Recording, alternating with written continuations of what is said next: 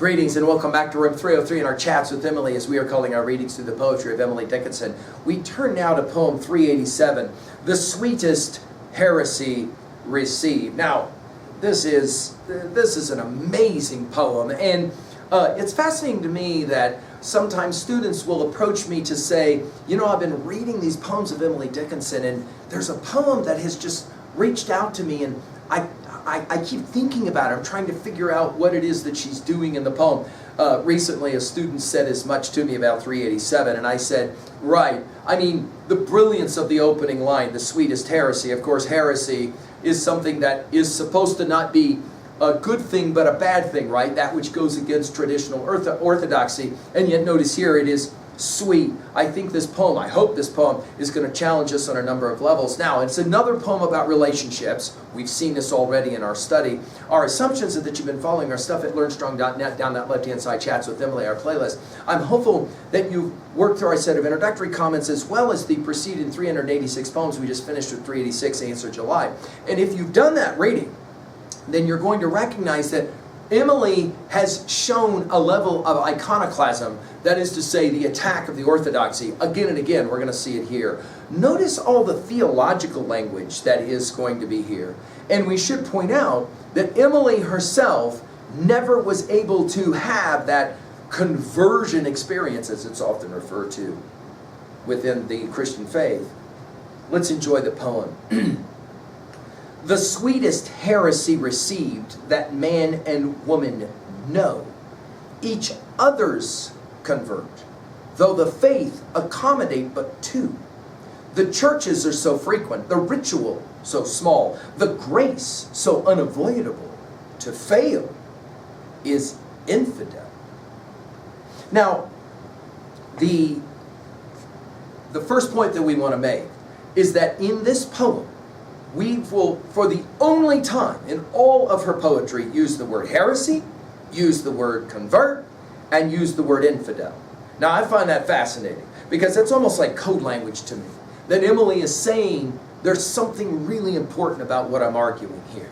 Notice we'll begin with somehow of a paradox. The sweetest heresy received that man and woman know. Now, I think it's probably clear that a whole lot of Milton and Paradise Lost, and of course the Genesis 3 account, is standing behind our study of this poem. Of course, Milton will take the Genesis 3 story. We've given full lectures on Paradise Lost at learnstrong.net. But you will remember that it is, in fact, Milton himself who will say that his quest is to what? Justify the ways of God to men.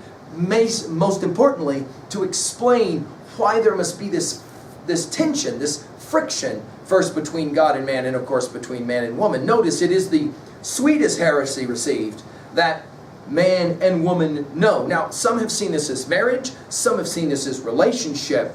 Notice, of course, the word know, and it takes us back, of course, to the book of Genesis. Adam knew Eve, and she conceived and brought a son, right? That notion that knowledge is often sexual knowledge.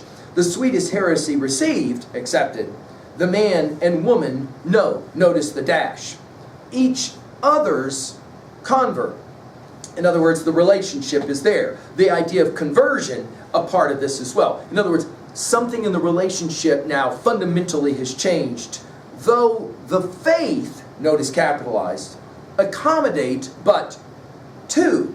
In other words, Emily seems to be almost like rewriting the understanding of orthodoxy to say that it is a different kind of conversion experience when two, man and woman, find each other. Notice she'll say not singular church, but churches. The churches are so frequent. The ritual, notice we go from churches to ritual, so small. I told you about her use of this word small in 77 different poems. And then she'll go to the grace. Notice the grace, and again, you can see that anaphoria, that repetition of the, all right, the churches, the ritual, the grace, so unavoidable. Grace, by the way, is a favorite word of Emily's. In 54 different poems it will come up. And then she'll say it. To fail at what? Well, the conversion experience that she's outlining is, of course, the relationship that is this sweetest heresy between man and woman.